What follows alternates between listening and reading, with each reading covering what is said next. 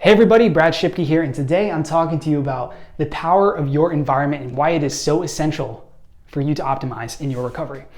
Now, your environment and the surroundings around you have a massive impact on how you feel and how you behave. So what we want to do ultimately is remove as many negative things in your environment and stimulate all the positive things in your environment. Because if you're trying to recover and you are surrounding yourself with a bunch of negative people, or even worse, abusive people, it is going to be very, very hard for you to change your mindset, process your past, and alter your habits and routines to support your new life. If you are trying to, build a habit of reading every night to expand your mind and to work on learning new things to help you in recovery, but you have this massive 72-inch TV in your living room, and your bookcase is like in your basement somewhere, it's going to be very, very hard to build that habit. So what we really want to do today is optimize your environment in such a way that supports you in your goals of recovery. Because it's very, very easy to be bogged down by our environment and feel like a victim. But what we want to do is take responsibility for our environment, change it, and optimize it so it's supporting us in our goals. And it's such a simple thing that we can do.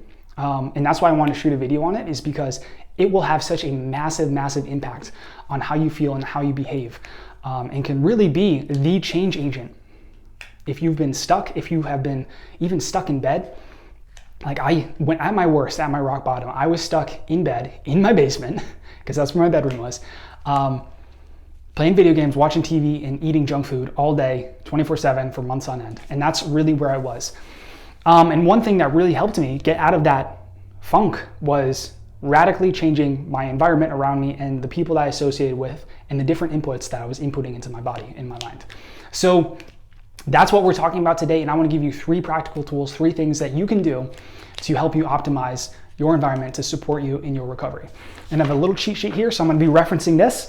But really, again, your environment really is broken down into 3 things, which is people, places, and things. So you can just think about your own life and ask yourself, what are the people that I associate with, right?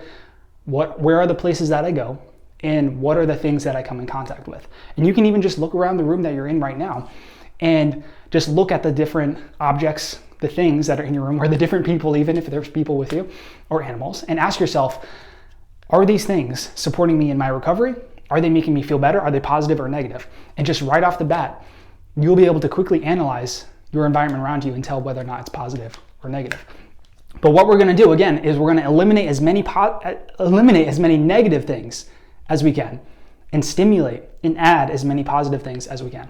So the first thing that changing and optimizing your environment does is it acts as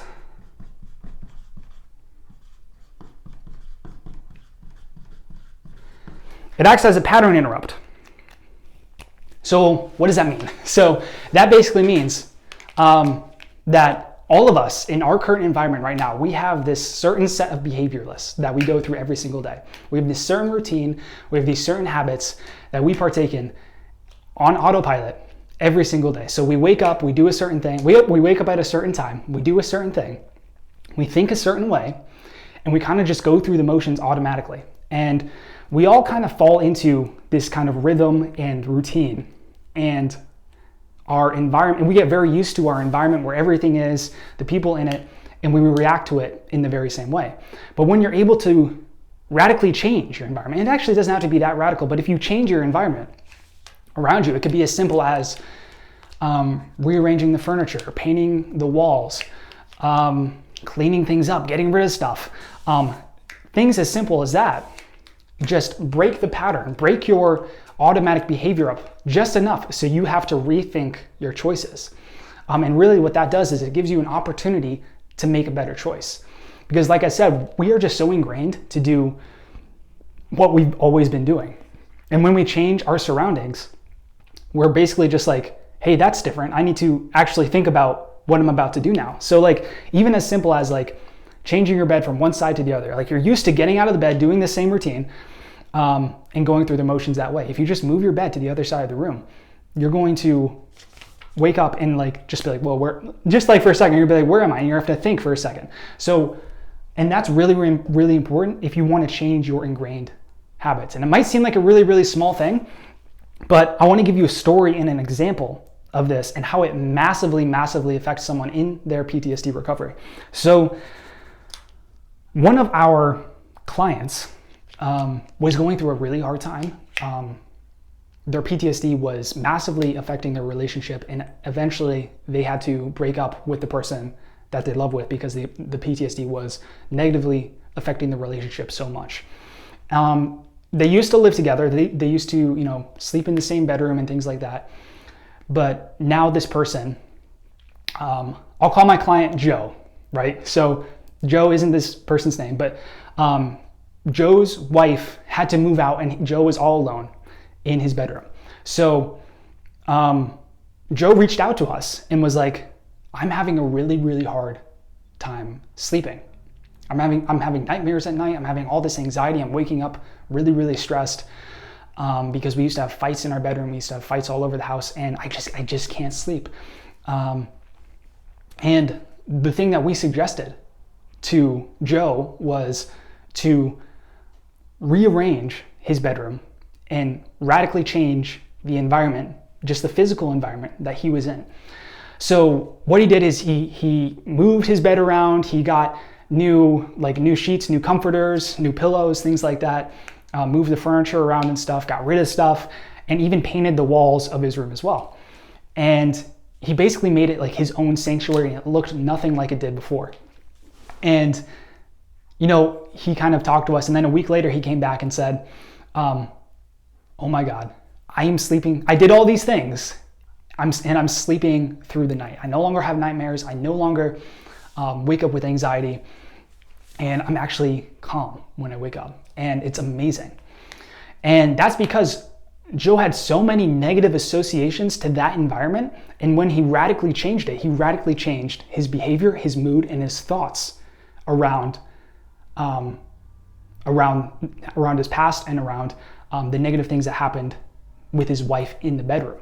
So that is just one example of how radically changing the environment interrupts your patterns and can really just like totally change your mood overnight. And that's why I said changing your environment is one of the biggest leverage points that you can have in your recovery, because it's so simple, right? Like move some stuff around, get rid of some stuff, clean it up, paint the walls if you want, and you'll feel radically different, right? And it really gives you that clean slate as well. Because like I said before, when you interrupt a pattern, it's kind of just like giving you another opportunity to rethink what you're going to do, and gives you another opportunity to make a new choice. So if you're really looking to change your behavior, if you're really looking to break some bad habits or build some new ones in your life, optimizing your environment, changing your environment is such an essential piece, because it gives you that little split second to make a better decision. So that's the first thing right there that optimizing your environment does, is it interrupts your pattern, and that can be massively, massively impactive. I don't know if that's a word. On your recovery, like I said with the story of Joe. So now the second thing that you want to do here, is you want to design your environment for optimal defaults. I don't know if you can read that, if my head will get in the way, but you want to design your environment for optimal defaults. So what does that mean? That means that, let's say I gave this example earlier. Let's say you want to build a habit of, let's say you want to build a morning routine, right? So every morning you want to wake up at 6 a.m. You want to exercise. You want to maybe run a mile. You want to read, and you want to meditate, right? So you want to build this new routine, this new habit you want to build this new morning routine in your life, right? So waking up at this time, working out, reading a book, and meditating. Those are the new behaviors that you want to build. And what you want to do when designing your environment is you want to design it for those optimal defaults. So you want to make it as easy as possible for you to wake up at 6 a.m. As easy as possible for you to run and exercise, run a mile, as easy as possible to read that book, and as easy as possible to meditate. So with that example in mind, what you want to do is you want to think through and ask yourself, how can I design my environment to support those goals and to make those goals as easy as possible? So in the case of working out in the morning, right? If that's the first thing you want to do, something you can do is lay out your exercise clothes ahead of time. You can map out the route you're going to do ahead of time. And you can, if you have a TV, maybe like your old pattern is like, oh, I wake up, watch TV. You either throw away the TV, which was an awesome choice, sell it, or give it to a neighbor or whatever, so you don't have that distraction. So you have it mapped out, you have the clothes ready, and everything else ready that way. And if you want to read a book, maybe you have your book on a table next to a really comfy chair with a really nice light. So it's very inviting. And maybe you even get a cup of coffee that you drink while reading the book to make it even more enjoyable and easier to do. And with meditation, maybe again, you have your timer set out and you have all the things that you need to make that routine as easy as possible. So that's really what I mean when I say design for optimal inputs. You want to, so like if your old pattern, like I said, when waking up or doing anything is like sitting down, watching TV, playing video games, something like that, you want to take those negative inputs and you want to chuck them. You want to eliminate them. You want to ruthlessly get those things out of your life because they are dragging you down and just turning your life into a very negative mess. So you want to eliminate the negative things and add in the positive things that you want to do, and you want to make those positive things as easy to do as possible. So that's designing for optimal inputs. And then lastly, the last thing that you want to do is do an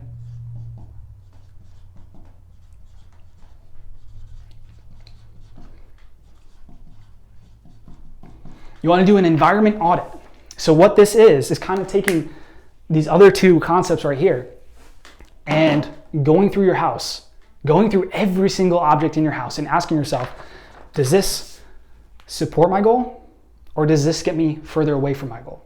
So you want to go through everything in every single room. You want to go through every single room, every single drawer, every single item in your house and ask yourself, does this thing support me in my recovery or does it get me further away from my recovery? And you even want to go as far as analyzing your relationships and the people that you hang out around. And I'm not saying that you need to eliminate all the negative people in your life. There's some people in life that, we are family members that, maybe kind of negative, but we still love them and we want to hang around them. But maybe just being aware of like the negative input, you could either limit that or work around it in some way to make it less of an impact on your life. But you want to audit, like I said, everything in your house, everything in your car, everything on your devices. So I can't show my phone because I'm recording on it right now, but you want to go through your phone and look at all the apps on there, like social media, and ask yourself, is this supporting my goal or getting me further away from it? And really be honest with it too, because sometimes we're like emotionally attached to things that we think we need, but in reality, you don't actually need them.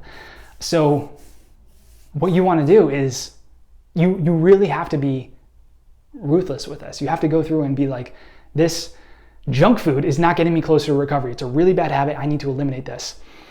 So you want to go through, audit everything, eliminate all the negative things, and then you want to stimulate the positive and add more positive into your environment as well. So some things that you could add are like a bookcase with books, right? So to make it that much easier to pick up a book versus watching TV. Buying, healthy food versus not healthy food. Adding plants to your environment to give a fresh air and a nice environment to be in. But all those things kind of add up. They're kind of like little 1% differences, but then overall, when you look at your environment after you optimize it, you feel so much better and you can just hit the ground running with your new behaviors, your new routines, and your new goals to help you get to full recovery and beyond. So that's really all I have for you guys today. I hope you guys enjoyed this video. I hope it helps you in your recovery and designing your environment. If you like this video, hit that like button and hit the little subscribe bell for any future notifications. But again, I hope you enjoyed this video, and if there's anything else you'd like me to cover in the future, just let me know in the comments box below, and I will see you next week.